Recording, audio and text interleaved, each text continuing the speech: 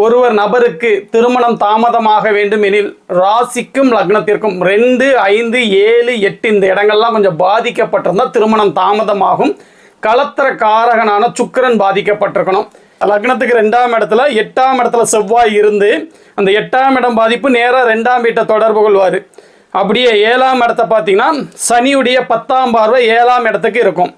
அப்போ 2ஆம் அதிபதி குடும்பாதிபதினு சொல்லக்கூடிய குரு வந்து நீச்சமாயிருக்காரு, பாவத்துவம் அடைஞ்சிருக்காரு சனியால். 7ஆம் அதிபதி அப்படியே எடுத்துக்கிட்டிங்கன்னா அவரும் நீச்சம்.